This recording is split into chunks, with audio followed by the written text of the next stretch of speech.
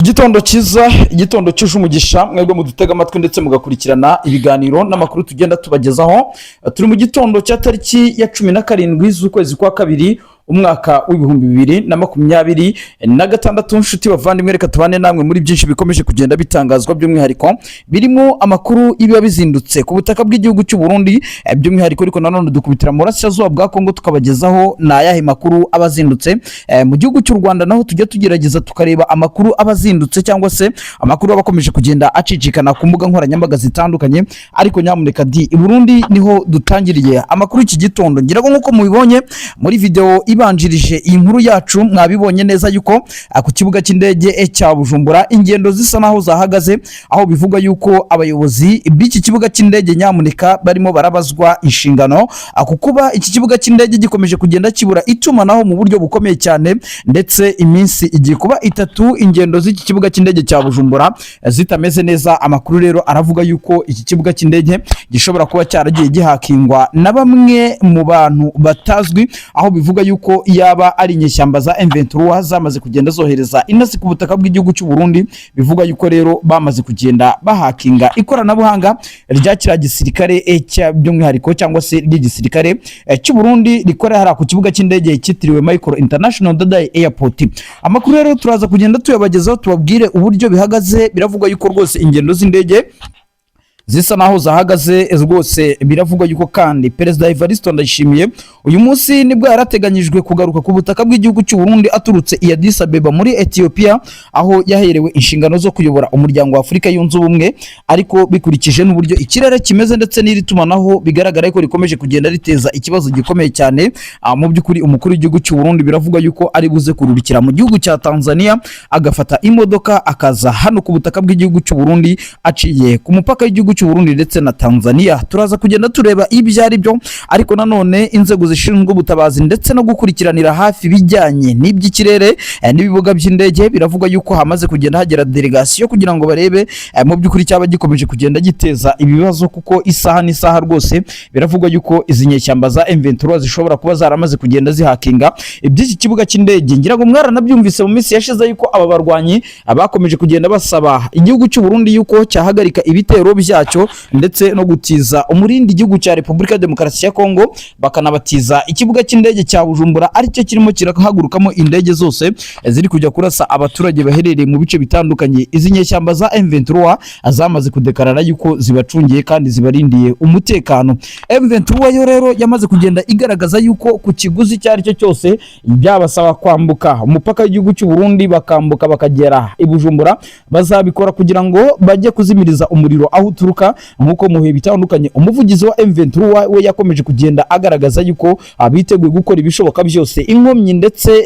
n'ibibatambamira abiri guturuka ku butaka bw'igihugu cy'u Burundi bakagenda bajya kuzimiriza umuriro aho uturuka. Ngira ngo twari dutangire ku makuru ari kuvugwa ku kibuga cy'indege cyitiriwe Michael International Dadaye Airport hariya i Bujumbura. Ariko nanone tukiri aho ngaho mudukunde tuze kugaruka mu zindi ngingo z'amakuru agiye atandukanye, tuze kureba dosiye ikomeye cyane Reverien Ndikuriyo arimo arazira n'igitoro. Bitegerejwe yuko Perezida Evariste Ndayishimiye nagera mu gihugu cy'u Burundi ariwe uri bukurikirane aya madosiye. Murabizi ubwo Perezida Evariste Ndayishimiye aheruka kugaragara mu mbwirwaruhame yagaragaje yuko mu by'ukuri abangamiwe cyangwa se igihugu cy'u Burundi cyaba kibangamiwe n'abacuruza ibitoro bya magendo, kandi nanone barangwa na ruswa n'igiturire, ndetse bikavugwa yuko uyu Reverien Ndikuriyo nyuma yo kugenda ageragezwa kenshi n'umukuru w'igihugu cy'u Burundi, ndetse bikanaba ngombwa yuko kongera kumuha inshingano muri CNDD-FDD, ntibikuyeho yuko ibintu bikomeje kugenda mu by'ukuri bihinduka. Ibintu bikomeje kugenda bihinduka ku butaka bw'igihugu cy'u Burundi. Son Excellence Evariste Ndayishimiye na Reverien Ndikuriyo biravugwa yuko nyamuneka mu gihe uyu Reverien Ndikuriyo atari bugire ibyo ahindura mu mikorere n'imigirire ya buri munsi, ashobora kuza gutabwa mu mvuto cyangwa se mu mpimba, nkuko abayobozi batandukanye hari ku butaka bw'igihugu cy'u Burundi bagiye bafungwa. Muramuzi umugabo Guillaume Bunyoni wabaye umushikiranganje mukuru, ndetse bikanavugwa yuko yigeze gukurira polisi y'iki gihugu cy'u Burundi. Ubu isaha akomeje kugenda atabaza inzego mpuzamahanga kugira ngo barebe yuko ikibazo kiwe mu by'ukuri cyakemuka afitanye n'ubutegetsi bwa CNDD-FDD ubwo ashinzwa ibyaha byinshi bigiye bitandukanye. Ubu rero biranavuga yuko uyu Reverien Ndikuriyo nawe yaza kujya muri dosiye akomeje kugenda avugwamo. Amakuru kandi akomeza kugenda agaragaza yuko kuba Perezida Evariste Ndayishimiye yarahaye umwanya uyu Reverien Ndikuriyo kongera kumugira umunyamabanga mukuru wa CNDD-FDD byatumye n'ubundi kwiyongera ndetse n'impaka mu badede yaba abakora mu biro bikuru bya leta by'umwihariko muri presidence y'igihugu cy'u Burundi byongeye kuzamura patansiyo ikomeye cyane, aho bivugwa yuko nyamuneka abashyigikiye Reverien Ndikuriyo abifuza yuko mu by'ukuri yaba perezida kandi akazakomeza kubahiriza imirimo mu biro bya perezida wa Repubulika. Bikavuga yuko rero uyu mukuru w'igihugu cy'u Burundi nawe yamaze kubitahura kare, nubwo bwose abasesenguzi by'umwihariko barimo ibitangazamakuru bigerageza kwandika inkuru zicukumbuye birimo African Intelligence bamaze kugenda bagaragaza yuko nubwo bwose umukuru w'igihugu cy'u Burundi atorewe kuyobora umuryango wa Afurika yunze ubumwe, bigaragara yuko iki kirungo kiwe kije mu minsi mibi ubwo yakabaye yitegura ibikorwa bya politike ndetse no kongera kwigarurira imitima y'abasendede-FDD, akaba yakongera kureba yuko bamugirira icyizere kugira ngo rero ibyo bigerweho. Ubwo yahise ahabwa inshingano zikomeye cyane ndetse benshi banagaragaza yuko umukuru w'igihugu wabuze igisubizo cy'ibitoro ku butaka bw'igihugu kiwe, ibibazo by'abasirikare ndetse n'intambara za hato na hato uyu mukuru w'igihugu afitemo ububasha kuba yasoza, ariko isaha bikaba byaramaze kugenda bimunanira. Nago mu by'ukuri abasesenguzi bamubona mu mboni nk'uko ashobora kuza gukemura ikibazo cy'abimukira bari kugenda bagwa muri Mediterane ndetse no mu zindi nyanja zitandukanye bagerageza kwambuka bajya mu bihugu by'Uburayi, cyane cyane yuko umugabane wa Afurika mu binyacumi by'imyaka rwose wakomeje kugenda urwana n'ibyo bibazo by'abimukira n'abantu mu by'ukuri bari mu buzima butabanejeje, ariko nanone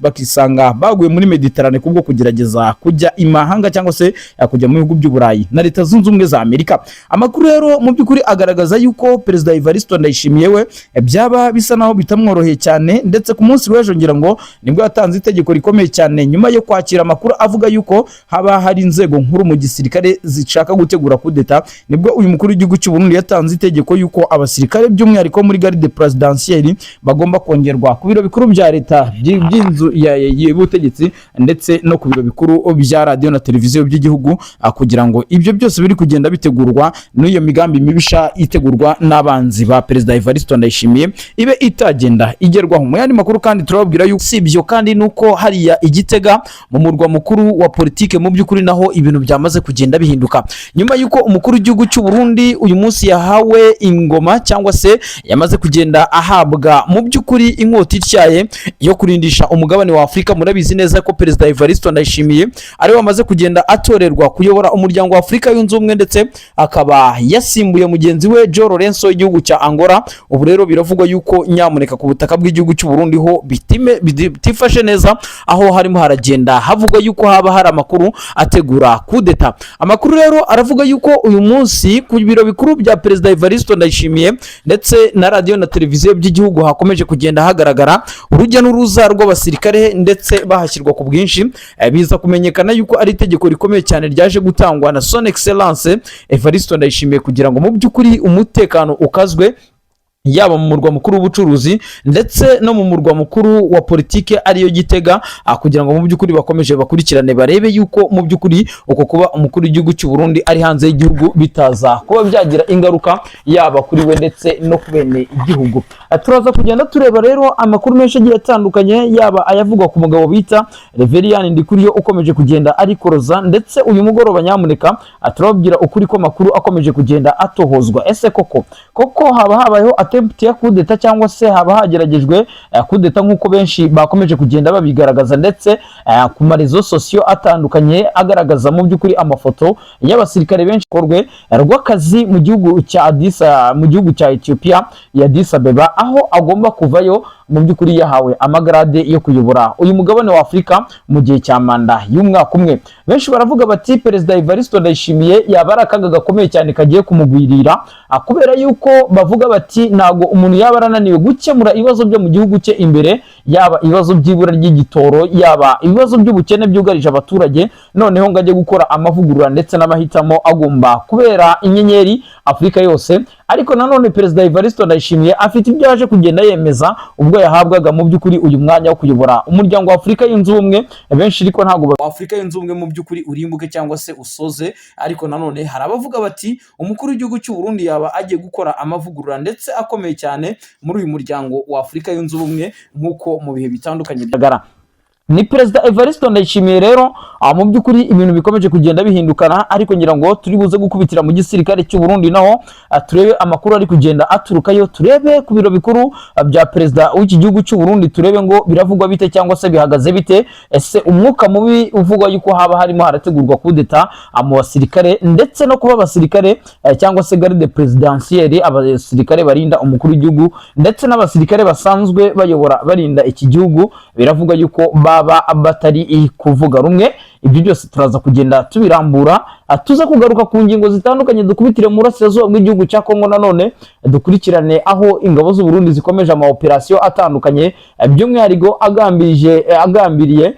guhashya M23 ndetse no gushaka uburyo imitwe yitwaje intwaro irimo Red Tabara barebe ko bayirukana ku butaka bw'igihugu cya Kongo. Ariko nanone biravugwa yuko Red Tabara yamaze kugenda ibarusha ingufu mu buryo budasanzwe mu Cibitoke, hariya mu bice bya hafi ya za Kamanyora ku ruhande rw'igihugu cya Repubulika ya Demokarasi ya Kongo. Biri kuvuga yuko hamaze iminsi hari kugaragara urujya n'uruza ndetse n'imyitozo ikomeye cyane y'abasirikare, benshi bavuga ko mu by'ukuri yaba ari Red Tabara irimo iritegura kuba yagaba ibitero nanone ku butaka bw'iki gihugu cy'u Burundi. Perezida Evariste Ndayishimiye mu by'ukuri akaba Red Tabara ayitinya kubi, ndetse General Niyombare nawe yamaze kongera kugaruka mu itangazamakuru nyuma y'igihe kirekire atagira ikintu atangaza, ariko nyamurika ibyo yatangaje byo ni akamaramaza cyangwa se ni agaterera nzamba nka kamwe ka nyina wa nzamba. Amakuru ahari gusa nuko yaba ngo hari umugambi ukomeye cyane uri hagati y'iyi mugabo General Niyombare, Denis Bucuma Nkurunziza ndetse na Reverien Ndikuriyo ku kuba bakura Perezida Evariste Ndayishimiye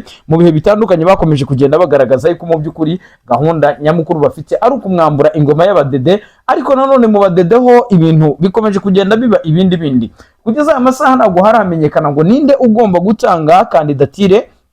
cyangwa se ninde ugomba guserukira iri shyaka nk'umukandida perezida mu matora ateganyijwe umwaka utaha. Ariko Perezida Evariste Ndayishimiye we yamaze gusa naho atakarizwa icyizere, ntaga kigaruka muri aya majwi. Hari abavuga bati ese Perezida Evariste Ndayishimiye cyaba ari cyo gihe ngo asezererwe cyangwa se akurwe muri iri shyaka atakarizwa icyizere. Ariko nanone abandi bakavuga bati byaba byiza aramutse ahawe amahirwe ya kabiri, noneho tukareba yuko iyi manda ya kabiri uyu mukuru w'igihugu cy'u Burundi yaba agiye kuyobora iki gihugu cy'u Burundi hari icyo byagenda bitanga, bikagaragaza yuko rero mu by'ukuri Kongo turaza kugenda tureba ibyo ari byo. Nkuko twamaze kugenda tubabwira, turakubitira muri politike y'igihugu cy'u Burundi, turebe amakuru azindutse avugwayo. Nimugoroba ku munsi w'ejo nibwo twabagejeho amakuru avuga yuko Perezida Evariste Ndayishimiye nyamuneka yamaze kugenda atanga itegeko rikomeye cyane ryo kongera ingabo ku biro bikuru bya Presidence ndetse na radio na televiziyo by'igihugu, nyuma yuko hari hakomeje kugenda hikangwa yuko haba hategurwa kudeta ikomeye cyane. Ariko nanone garde presidentielle cyangwa se bamwe mu bashinzwe kurinda ibiro by'umukuru w'igihugu bivuga yuko bahongerewe ku bwinshi, aho bivuga yuko nyamuneka Perezida Evariste Ndayishimiye izi nshingano zo kuyobora umuryango wa Afurika yunze ubumwe ndetse no kuyobora iki gihugu cy'u Burundi ari ibintu bisa naho bigiye kumugora, ndetse biranavugwa yuko ashobora kuza gutakaza ikibanza mu bagumyabanga ba CNDD-FDD, ndetse no kuba yaramaze kugenda agaragaza yuko afite umugambi wo kuba yakongera kwiyamamaza kuyobora iki gihugu cy'u Burundi mu matora ateganyijwe umwaka wa 2027, nubwo bwose mu ishyaka ayibereye umuyobozi mu by'ukuri bo bataranzura yuko ari we ugomba kubaserukira. Amakuru kandi turi buze kugenda tugaruka akubijyanye na Reverien Ndikuriyo nawe ukomeje kugenda aba icyatwa hirya no hino ku butaka bw'igihugu cy'u Burundi nyuma yo kugenda agaragara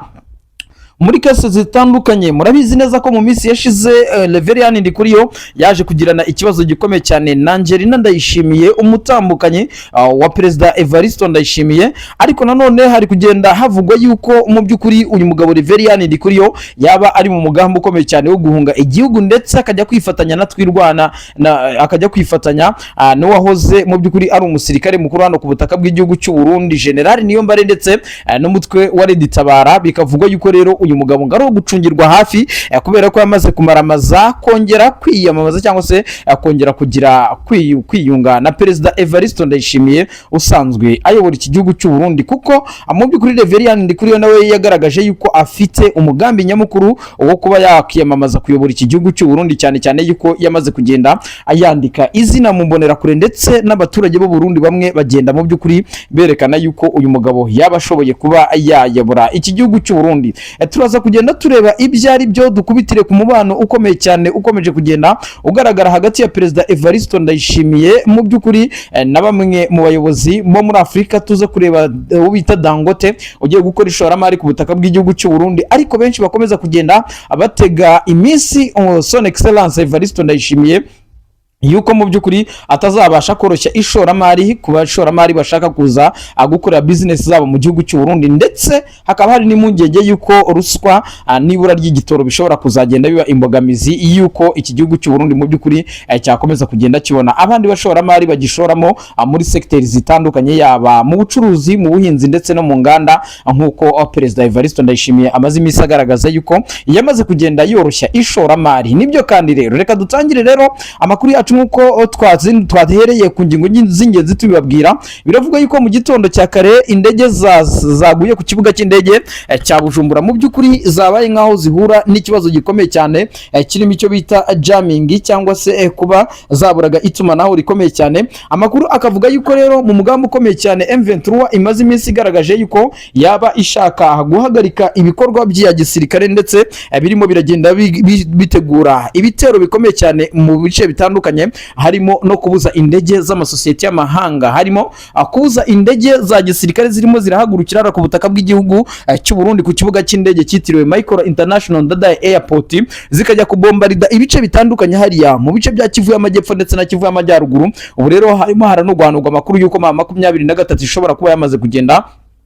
yohereza inasi kugira ngo zijye gusa naho zikaminga cyangwa se zikaminga down icyo bita itumanaho ku kibuga cy'indege cya Bujumbura, aho bivugwa yuko ubu kuri aya masaha ingendo zisa naho zahagaze z'indege nyuma yuko mu by'ukuri byagaragaje ko bishobora kuza guteza congestion cyangwa se inkomyi hano ku kibuga cy'indege cya Bujumbura. Abaho rero guhitamo kuba izo ndege ziretse guhaguruka kugira ngo barebe mu by'ukuri icyaba akiri gutera iryo tumanaho risa naho ryamaze kugenda rigira ikibazo. Amakuru kandi akomeza kugenda agaragaza yuko izi nyeshyamba za M23 zo zamaze kugenda zigaragaza yuko mu by'ukuri ziteguye guhangana na leta ya Gitega, mu gihe Perezida Evariste Ndayishimiye we umunsi ku munsi yohereza ingabo ku butaka bw'igihugu cya Kongo, by'umwihariko mu bice bya Minembwe, Mikarati, Mikenke ho muri Kivu y'Amajyepfo muri teritwari ya Fizi, kugira ngo mu by'ukuri bajye gukomeza ibikorwa bya gisirikare. Ariko 23 yakomeje kugenda igaragaza yuko itazabasha kwihanganira kuba ingabo z'u Burundi zirimo zirongera ku butaka bw'igihugu cya Kongo kujya kubangamira abanyagihugu. Bikavuga yuko rero yaba ari nawo umugambi ukomeye cyane inyeshyamba za M23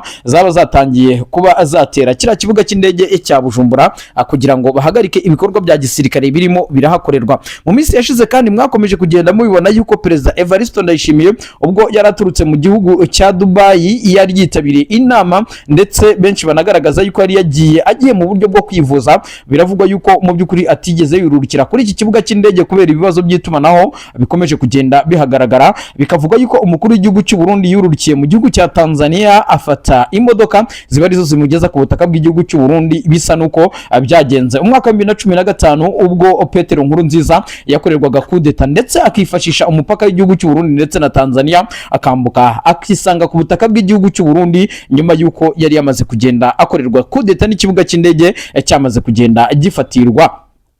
Amakuru rero bakavuga yuko mu by'ukuri Perezida Evariste Ndayishimiye uburyo yaba arimo arakoresha muri iyi minsi bwaba ari uburyo bugaragaza yuko mu by'ukuri haba hari ikintu gikomeye cyane arimo arikeka, kubera yuko icyitwa ikibuga cy'indege ntago arimo arakikoza. Ubu arimo arurukira Tanzania, akaba ariho yafatira imodoka cyangwa se cortege za gisirikare, akaba ariho zimuherekereza mpaka ageze i Gitega. Benshi bagaragaza yuko mu by'ukuri iyi minsi yaba ari iminsi ikomeye cyane uyu mukuru w'igihugu, no mu gihe yamaze kugenda agaragaza yuko yaba arimo aritegura kuba yakongera gutanga kandidatire ye mu ishyaka rya CNDD-FDD ngo yongere kubarongora mu mwaka w'ibihumbi 2027 ubwo muri iki gihugu cy'u Burundi mu by'ukuri hateganyijwe amatora. Bikavugwa yuko rero nanone nk'uko twamaze kugenda tubikomozaho no mu gisirikare cy'u Burundi rero ibara ryaguye cyangwa se ibintu byongeye gukomera. Uwo bita General Prime Niyongabo umaze imyaka 13 ayobora iki gisirikare cy'u Burundi mu by'ukuri nawe ntago avugwaho rumwe na bamwe mu basirikare ndetse n'abandi basivile batandukanye bakurikiranira hafi ibijyanye n'igisirikare cy'u Burundi,